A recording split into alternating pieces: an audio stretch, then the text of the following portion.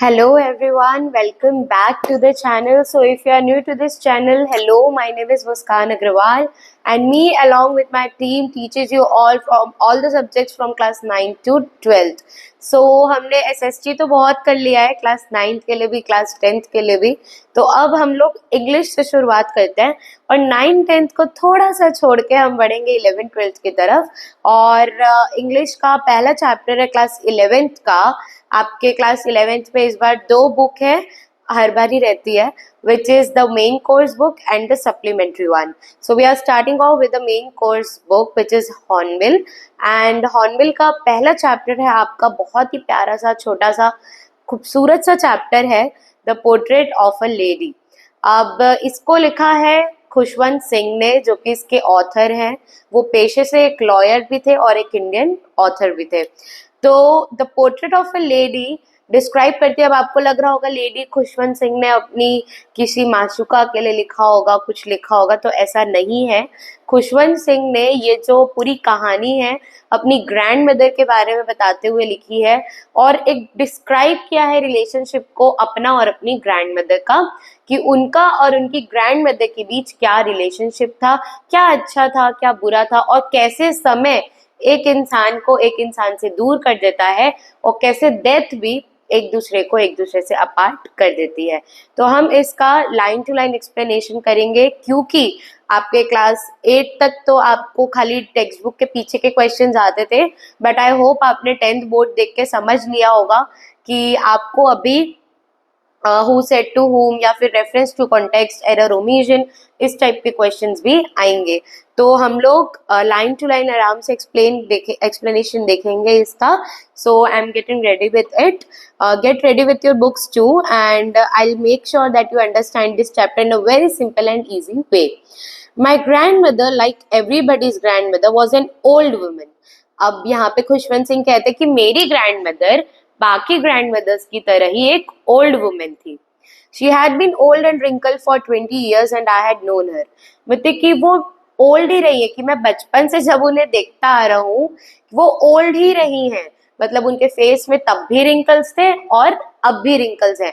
तो मैं 20 साल से उनको एग्जैक्टली सेम दिखता आ रहा हूँ. अब इसका कॉन्टेक्स्ट ये है कि जब आप टीनेज ईयर्स पे होते हो तो आपकी बॉडी बहुत तरीके से चेंज करती है, फिजिकली, मेंटली, और आपकी स्किन यूथफुल, यंग दिखती है.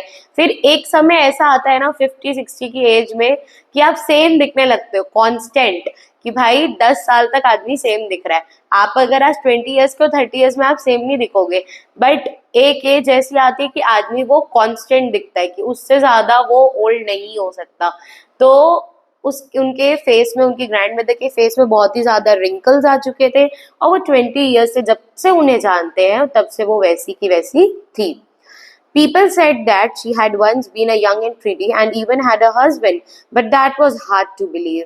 अब बोलते कि लोग कहते हैं कि वो एक जमाना था कि जब वो यंग और प्रिटी हुआ करती थी, उनके एक हस्बैंड भी हुआ करते थे, बट ये बिलीव करना ऑथर के लिए बहुत ही ज्यादा डिफिकल्ट था कि मेरी ग्रैंड मदर भी बहुत ज्यादा यंग, प्रिटी, यूथफुल स्किन उनकी हो सकती है, क्योंकि वो 20 years से देखते आ रहे थे कि उनकी ग्रैंड मदर की स्किन रिंकल्स हो चुकी है, रिंकल्ड हो चुकी है, ओल्ड हो चुकी है. My grandfather's portrait hung above the mantelpiece in the drawing room. He wore a big turban and loose-fitting clothes. Since this story is written by a Punjabi author, तो उनके ग्रैंडफादर की जो पोर्ट्रेट है वो drawing room में लगी हुई है. इंडियन कल्चर में जब किसी की डेथ हो जाती है तो उनकी पोर्ट्रेट हम लगाते हैं ड्राइंग रूम में या मेन हॉल में. तो उनकी जो पोर्ट्रेट थी वो ड्राइंग रूम में लगी हुई थी और वो अपने ग्रैंडफादर को डिस्क्राइब कर रहे हैं यहाँ पे कि वो एक बहुत ही बड़ा टर्बन पहनते थे, जो 6 लोग पहनते हैं turban, and loose fitting clothes पहनते थे, बहुत ही ज्यादा लूज फिटिंग क्लोथ्स वो पहनते थे. His long white beard covered the best part of his chest and he looked at least 100 years old. और उनकी बियर्ड थी बहुत ही ज्यादा, क्योंकि पंजाबीज में आप शायद कैची नहीं चला सकते, ऐसा रिचुअल होता है. तो उनकी जो बियर्ड थी वो बहुत ही ज्यादा लॉन्ग थी और वो उनके चेस्ट को भी कवर करती थी, और वो कम से कम 100 years ओल्ड उनको लगते थे देखने से, कि ये इंसान तो कम से कम 100 साल का है. He did not look the sort of person who would have a wife or a children. He looked like he could have a lots and lots of grand children. तो उन्हें लगता था कि उनके जो ग्रैंड फादर को उनको देख के लगता था कि ये आदमी की कभी भी वाइफ या नॉर्मल चिल्ड्रन नहीं हो सकते, इस इंसान के खाली ग्रैंड चिल्ड्रन हो सकते हैं। As for my grandmother being young and pretty, the thought was almost revolting. और ये लाइन का मतलब क्या है? The thought was almost revolting कि मतलब मैं ये थॉट झेल भी नहीं सकता, ये थॉट मेरा माइंड में आ भी नहीं सकता है कि मेरी ग्रैंड मदर भी कभी यंग और प्रिटी हो सकती है. She often told us of the games she used to play as a child that seemed quite absurd and undignified on her part, and we treated it like a fables of the profits. अब इसका मतलब क्या है? Absurd मतलब बच्चे यहाँ होता है इलॉजिकल. अपसर्ड मतलब क्या होता है? इलॉजिकल. तो पहले उनकी ग्रैंड मदर उनको बताती थी कि किस तरीके के वो गेम्स खेला करते थे, और वो उनको थोड़े से इलॉजिकल लगते हैं. पुराने जमाने के गेम्स लाइक अभी के बच्चे हर चीज में लॉजिक ढूंढते हैं कि ये गेम का क्या है. आजकल के बच्चे तो एबिकस खेलते हैं, ये सब करते हैं. बट उस टाइम पे पिट्ठूल और आपका कित कित ये सारे गेम्स चलते थे. तो उस टाइम के गेम्स के बारे में जब उनकी ग्रैंड मदर उनको बताती थी तो वो उनको बहुत ही इलॉजिकल लगते थे. And we treated it like a fables of the prophets. मतलब कि जो जिसकी कोई मॉरल वैल्यूज ना हो. फेबल्स ऑफ द प्रॉफिट्स मतलब होता है stories which tell moral values. तो वो उनको बहुत ही ज्यादा मॉरल वैल्यू नहीं देते थे उनकी बातों को. She used to tell us. She had always been short and fat and slightly bent. Her face was crisscross of wrinkles running from everywhere to everywhere. No, we were certain she had been as we had. तो यहाँ पे वो अपनी grand mother को further describe करते हैं कि उनकी हाइट थोड़ी सी शॉर्ट थी, वो थोड़ी सी फैट थी, और वो हल्की सी बेंड होके रहती थी या चलती थी. क्योंकि जब इंसान ओल्ड हो जाता है तो ऑटोमेटिकली थोड़ा सा बेंड हो जाता है. और उनके फेस में पूरे क्रिस क्रॉस रिंकल्स थे जो कि एक जगह से दूसरी जगह रन कर रहे थे. Since we have known her old so terribly, old that she could not have grown older. मतलब वो बोलते कि मेरी ग्रैंड मदर इससे ओल्ड नहीं हो सकती. हमने उनको जितना ओल्ड देखा है बस हो गया, इससे ज्यादा ओल्ड कोई नहीं हो सकता. And had stayed in the same age for 20 years, और वो 20 years से चेंज नहीं हुई है. She could never have been pretty but she was always beautiful. बोलती कि प्रिटी और ब्यूटिफुल में यहाँ पे दो ऑथर डिस्क्राइब कर रहे हैं कि प्रिटी दो she might not be pretty from her face but she is beautiful from her heart. She hobbled about in the house in spotless white, one hand resting in her waist, and balance her stoop with the other telling the beads of the rosary.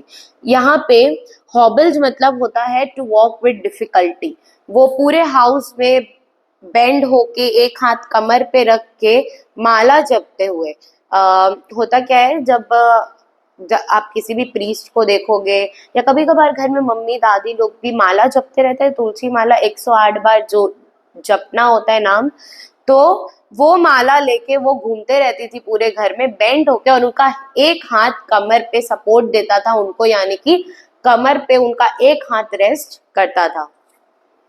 Her silver locks were scattered untidily over her pale plucked face and her lips constantly moved in an inaudible prayer. अब जो old लोग होते हैं उनको आप कभी बोलते हुए सुनेंगे तो उनके जो लिप्स होते हैं वो थोड़े से स्लिप होना चालू हो जाते हैं. तो वो अपने ग्रैंड मदर को फर्दर डिस्क्राइब करते हैं कि उनका फेस जो है वो ग्लो नहीं था, पेल था, और उनके जो लिप्स है वो हमेशा प्रेयर बोलते रहते थे, यानी कि हमेशा भगवान का नाम जपते रहते थे, हमेशा प्रेयर बोलते रहते थे.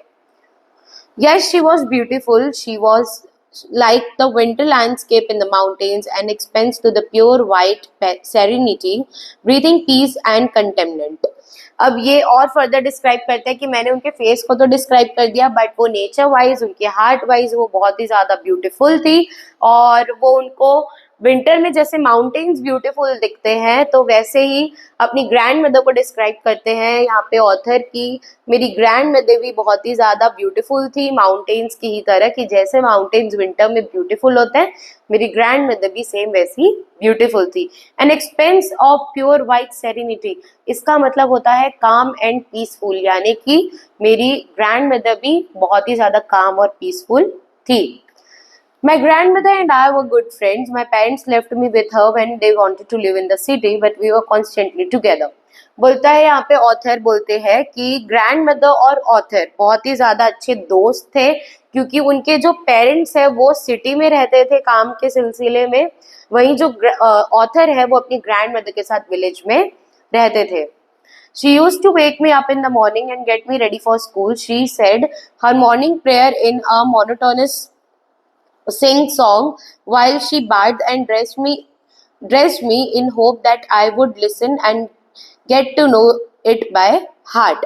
यानी कि मतलब क्या होता है कि यहाँ पे ऑथर बोलते हैं कि वो मुझे सुबह उठाती थी, मुझे स्कूल के लिए रेडी करती थी, खुद भी रेडी होती थी, और वो कॉन्स्टेंटली एक बोरिंग वे में, मोनोटोनस मतलब होता है कि जो चीज कभी चेंज नहीं होती है और एक बोरिंग बन जाती है, तो वो अपना प्रेयर भी चैंट करती रहती थी. I listened because I loved her voice but never bothered to learn it. Then she would fetch my wooden slate which she had already washed and plastered with yellow chalk. उसके बाद वो उनकी जो prayer है वो सुनते थे, क्योंकि वो उन्हें उनकी वॉइस अच्छी लगती थी. ऐसा नहीं कि उन्हें वो पसंद था, बट क्योंकि उन्हें अपनी ग्रैंड मदर की वॉइस पसंद थी, इस कारण वो उनकी चैंटिंग को सुनते थे. और वो बताते हैं कि वो पहले जमाने में स्लेट पे लिखते थे लोग, स्लेट और चौक से, तो वो भी वो रेडी करके रखती थी. A tiny earthen ink pot and a red pen tied them all in a bundle and handed it to me. बोलती कि वो इंक पॉट, रेड पेन, ये सब मुझे देती थी स्कूल के लिए. After a breakfast of a thick slate chapati with a little butter and sugar spread on it, we went to school. She carried several slate chapatis with her for the village dogs. और वो breakfast में अच्छे पराठे, चपाती मुझे खिलाती थी butter के साथ और थोड़ा सी शुगर के साथ, और वो वही चपाती डॉग्स के लिए भी लेकर जाती थी. My grandmother always went to school with me because the school was attached to the temple. The priest taught us the alphabet in the morning prayer. और मेरी ग्रैंड मदर मेरे साथ हमेशा से स्कूल जाती थी, क्योंकि हमारे स्कूल और टेम्पल अटैच था, और वहाँ के जो प्रीस्ट थे यानी कि जो पंडित थे वो हमें मॉर्निंग प्रेयर में अल्फाबेट्स सिखाते थे. While the children sat in a rows on either side of the veranda singing the alphabet or the prayer in the choir, my grandmother sat inside reading the scriptures. जब सारे बच्चे वरांडा में बैठ के alphabets को सिंग करते थे, तब मेरी ग्रैंड मदर अंदर बैठ के स्क्रिप्चर्स पढ़ती थी, यानी कि कुछ ग्रंथ वगैरह पढ़ती रहती थी. When we had both finished, we would walk back together. This time the village dogs would meet us at the temple door. बोलते कि जब हम दोनों का ही पढ़ना लिखना खत्म हो जाता था, तो हम दोनों एक साथ वापस घर के लिए निकलते थे, और टेम्पल के डोर पे ही हमें जो डॉग्स है वो मिलते थे, जिन्हें ग्रैंड मदर चपातीस देती थी. They followed us to our home, growling and fighting with each other for the chapatis we threw to them. अब डॉग्स को जब आप कुछ देते हो तो पूरा ग्रुप आके उनका लड़ने लग जाता है, मुझे चाहिए मुझे चाहिए. तो वही यहाँ पे चीज होती थी कि जब वो ग्रैंड मदर उनकी और ऑथर उन्हें चपातीस देते थे, तो सारे के सारे जो डॉग्स है वो एक साथ झुमझुमा जाते थे और उन्हें घर तक फॉलो करते थे और एक दूसरे के साथ लड़ते रहते थे. When my parents were comfortably settled in the city, they sent for us. That was a turning point in our friendship. अब उनके जो पेरेंट्स थे वो सिटी पे रहते थे, तो जब वो सिटी में रह रहे थे और वहां पे अच्छे से सेटल हो गए थे, तब उन्होंने खुशवंत को और उनकी ग्रैंड मदर को, दोनों को ही सिटी में बुला लिया, और ये उनकी दोस्ती का, फ्रेंडशिप का, बॉन्डिंग का एक टर्निंग पॉइंट था. कैसे? Although we shared the same room, my grandmother no longer came to school with me. I used to go to an English school in a motor bus, but there was no dogs in the street, so she took to feeding the sparrows in the courtyard or the city house. Okay, so there was a house in the city of his parents, and they moved there. They used to live with them, and now मतलब उनकी grand mother उनको school छोड़ने नहीं जाया करती थी, वो change हो गया. सबसे पहले तो वो स्कूल अब एक मोटर बस में जाया करते थे, ना कि अपनी ग्रैंड मदर के साथ पैदल. और सिटी में उनको कोई डॉग भी नहीं मिलता था जिसमें दोनों जन फीड कर सके, तो उनकी ग्रैंड मदर ने स्पैरोज को चुन लिया कि अब मैं बालकनी में रह के स्पैरोज को फीड करूंगी. As the years rolled by, we saw less of each other. For some time, she continued to wake me up and get ready for school. When I came back, she would ask me what the teacher had taught me. बोलते कि धीरे धीरे हमारी bonding थोड़ी सी कम होती गई, क्योंकि हम लोग एक दूसरे को थोड़ा सा कम देखने लगे, कम मिलने लगे, क्योंकि मैं भी बिजी हो गया अपने स्कूल में. कुछ टाइम तक उन्होंने मुझे उठाया, रेडी किया स्कूल के लिए, और जब मैं वापिस आता था स्कूल से तो वो हमेशा पूछती थी कि आज तुमने क्या पढ़ा, टीचर ने क्या पढ़ाया. I would tell her English words and little things of Western science and learning, the law of gravity, Archimedes principle, the world being round, etc.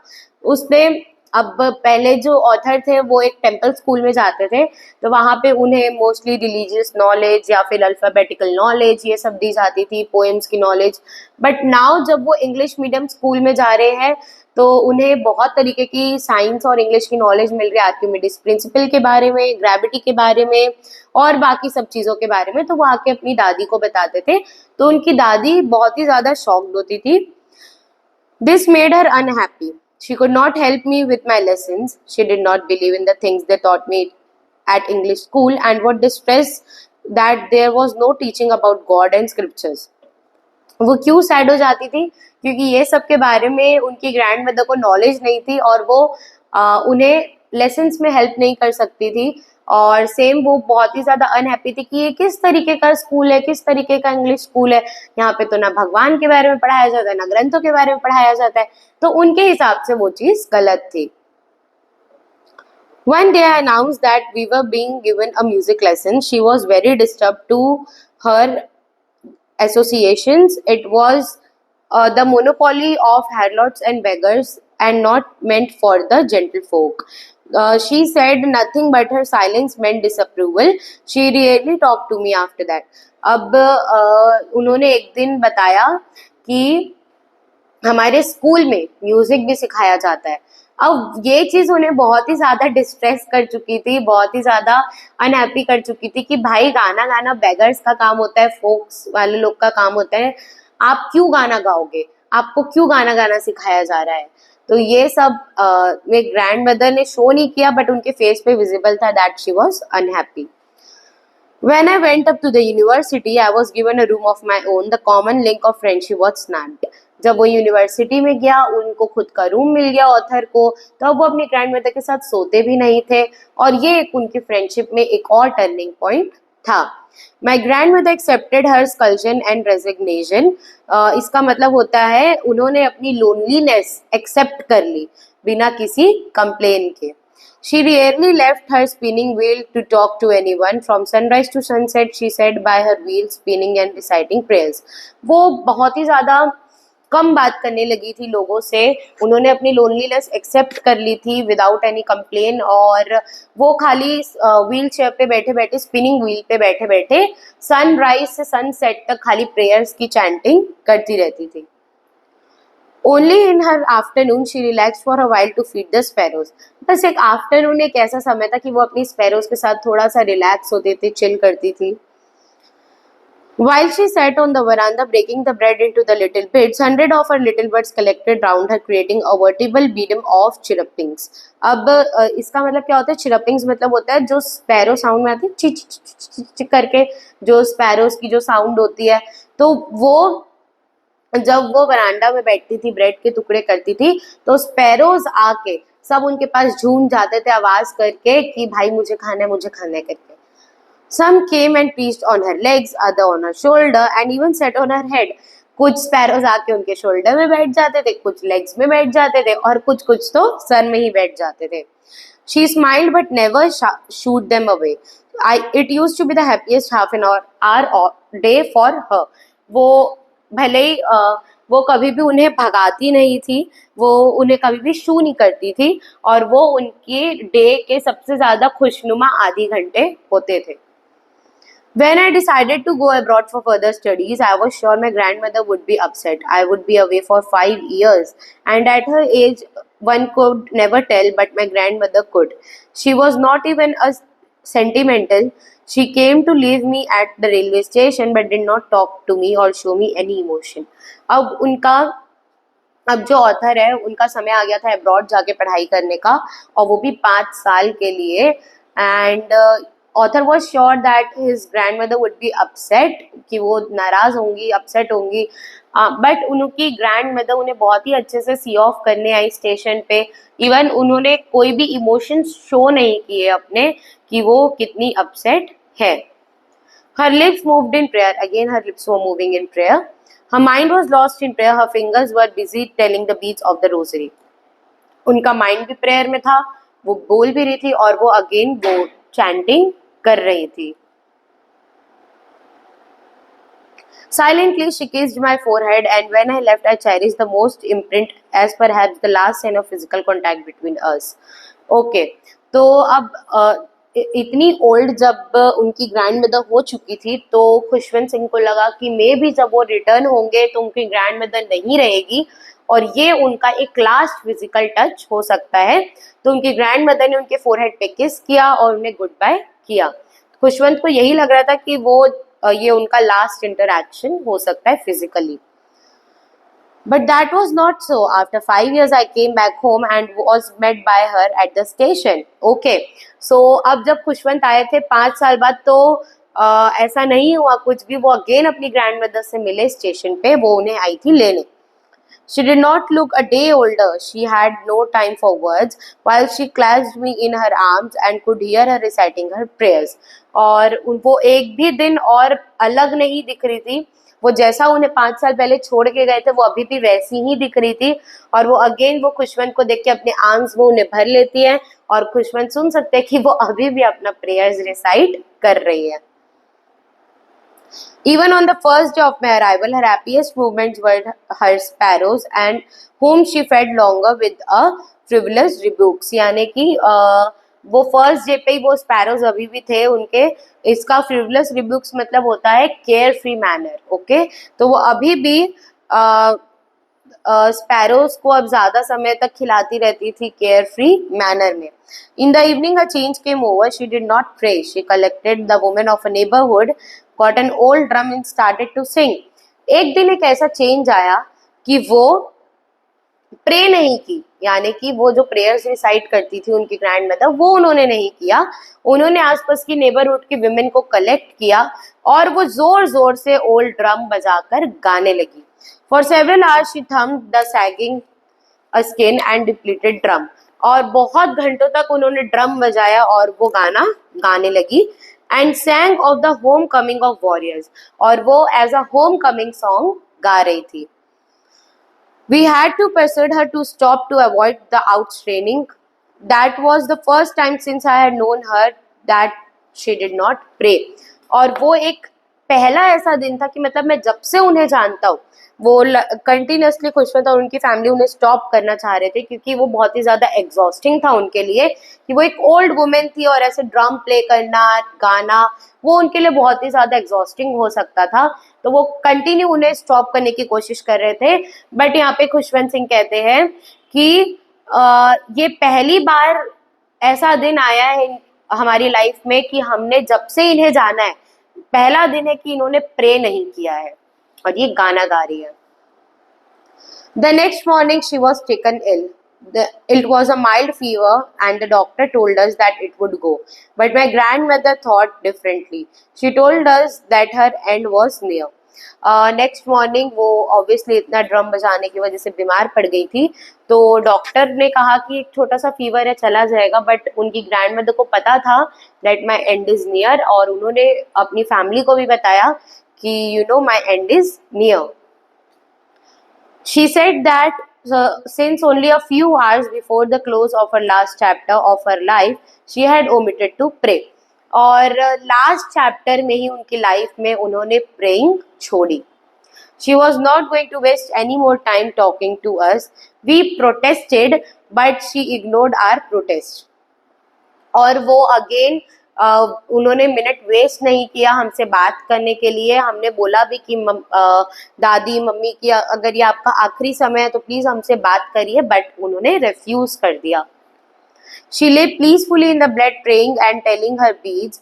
Even before we could suspect, her lips stopped moving and rosary fell from her lifeless fingers. A peaceful pallor spread off her face and we know that she was dead. तो उन्होंने आखिरी पल भी वो माला जपी और prayer chant किया। फिर ऐसा एक समय आया कि उनके लिप्स मूव होना बंद हुए, उनके हाथ से वो तुलसी माला गिर गई, यानी कि जो बीड्स थी वो गिर गई, और उनके फेस में एक कामनेस थी, एक पीसफुलनेस थी। तब उन्हें पता चला that his grandmother was no more.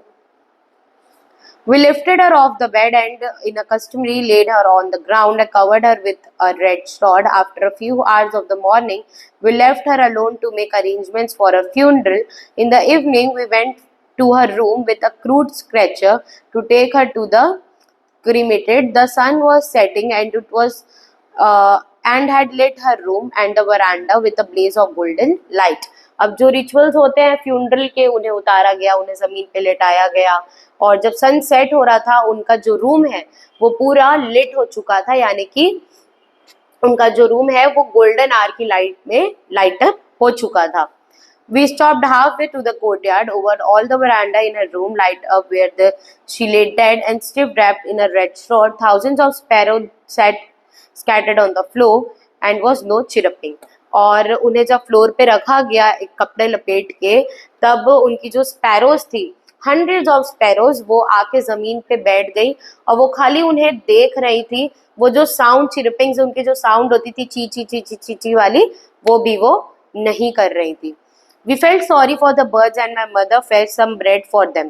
Birds, उन्हें लगा कि जो बर्ड्स हैं वो खाने के लिए आई हैं, क्योंकि समय हो चुका था, सनसेट हो रहा था। तो उनकी जो मदर थी ऑथर की, वो उनके लिए ब्रेड लेकर जाती हैं, बट स्पैरोज मना कर देती हैं। स्पैरोज एक बाइट भी नहीं खाती वो ब्रेड की। तो इससे पता चलता है कि जो स्पैरोज थी वो आई थी इनको फेयरवेल देने, यानी कि उनको गुड बाय करने ग्रैंडमदर को।